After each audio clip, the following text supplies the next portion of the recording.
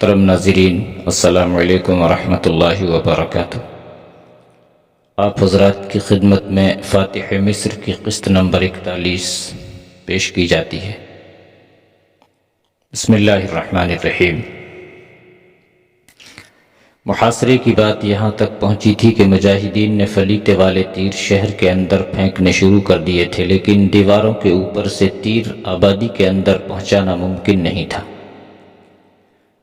ایک بلند جگہ مل گئی تھی جس پر چڑھ کر تیر انداز تیر پھینکتے تھے، اور بعض تیر انداز درختوں پر چڑھ گئے اور وہاں سے فلیتے والے تیر اندر پھینکنے لگے۔ لوگوں کے مکان دیوار سے دور تھے، اس لیے یہ تیر بے اثر ثابت ہو رہے تھے۔ درختوں پر چڑھ کر تیر پھینکنے والے مجاہدین میں سے ایک نے ایک روز دیوار کے اندر خیمے دیکھ لیے جو دوسری طرف تھے۔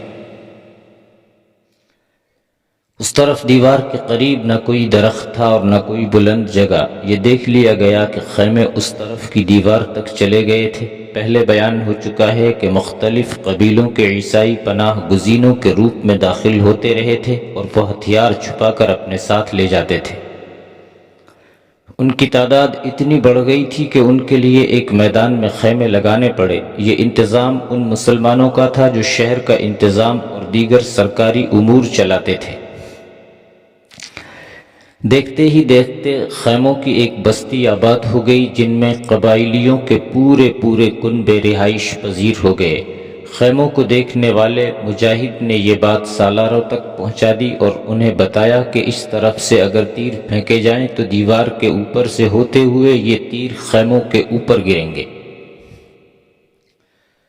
خالد بن ولید اور عیاض بن غنم خود اس درخت تک گئے جس پر چڑھ کر اس مجاہد نے خیمے دیکھے تھے۔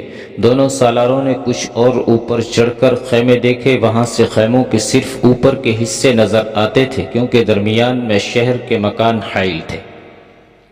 خدا کی قسم، ابن غنم خالد بن ولید نے پرمسرت لہجے میں عیاض بن غنم سے کہا، ہم شہر میں دہشت پھیلا سکتے ہیں۔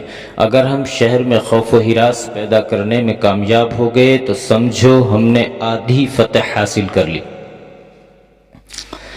سپہ سالار عیاض بن غنم نے کہا، اللہ کے فضل و کرم سے آخر فتح ہماری ہوگی۔ شہر میں کوئی فوج نہیں، شہریوں کا ہجوم ہے۔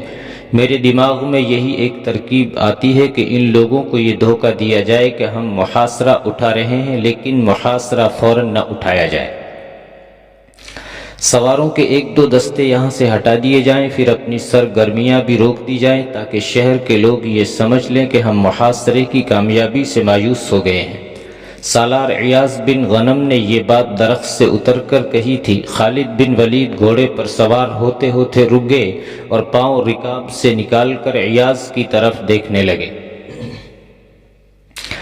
ان کے چہرے پر ایسا تاثر آ گیا تھا جیسے انہیں یہ مشورہ اچھا لگا ہو۔ خدا کی قسم، ابن غنم خالد بن ولید نے عیاض کے کندھے پر ہاتھ مار کر کہا، تم نے مجھے ایک روشنی دکھا دی ہے۔ آ کہیں بیٹھ کر سوچتے ہیں کہ ہم انہیں یہ دھوکہ کس طرح دے سکتے ہیں۔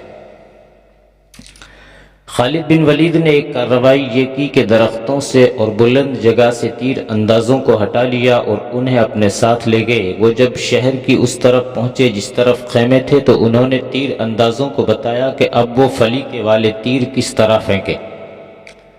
آگ والے ان تیروں کی کمی نہیں تھی۔ تیر اندازوں کو دیوار سے اتنی دور کر دیا گیا جہاں تک دیوار سے آنے والے تیر ان تک نہیں پہنچ سکتے تھے۔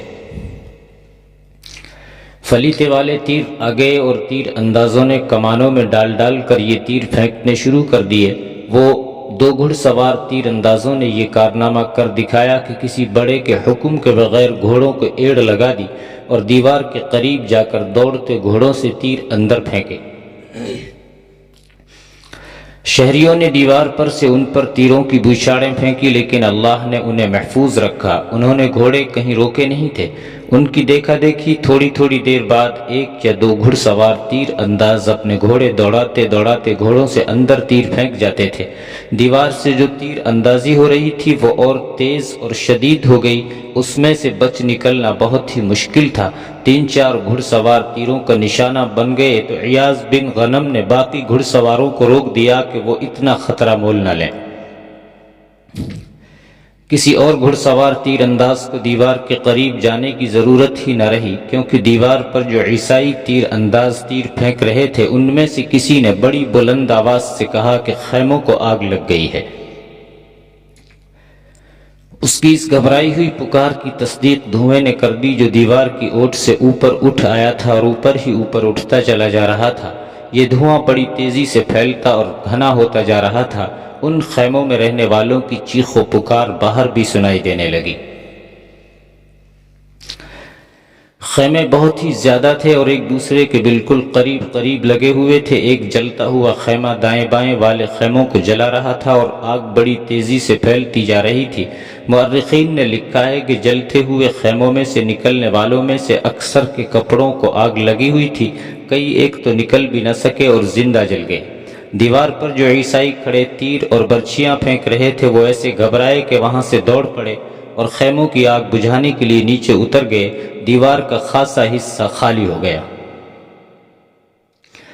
مجاہدین دو رسے لے کر دیوار تک پہنچے اور کمندیں دیوار پر پھینکی۔ کمندیں بالکل صحیح جگہوں پر پہنچ کر اٹک گئیں تو مجاہدین رسوں پر چڑھنے لگے، لیکن دائیں اور بائیں سے ان پر تیروں کی بوچھاڑیں آنے لگی۔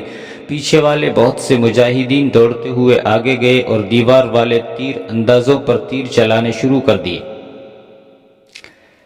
بہت سے عیسائی تیر انداز تیروں کا نشانہ بنے اور دو تین دیوار کے باہر بھی گرے، لیکن وہ اپنا کام کر چکے تھے۔ وہ یہ کہ رسوں پر چڑھنے والے مجاہدین کے جسموں میں کئی تیر اتر گئے تھے اور وہ رسوں سے نیچے آ پڑے تھے۔ دلیری اور جذبہ شہادت کا یہ مظاہرہ بھی کامیاب نہ ہو سکا، لیکن اس مظاہرے نے مجاہدین میں نئی روح پھونک دی۔ کئی مجاہدین دیوار کی طرف دوڑے کہ وہ رسوں سے اوپر چڑھ جائیں گے، لیکن ایک تو انہیں سالاروں نے روک دیا اور دوسرے یہ کہ اوپر جہاں رسے اٹک گئے تھے وہاں سے قبائلیوں نے رسے اتار پھینکے۔ شہر کے اندر کا شور و غل بتا رہا تھا کہ جلتے ہوئے خیموں نے اندر کیسی صورتحال پیدا کر دی ہے۔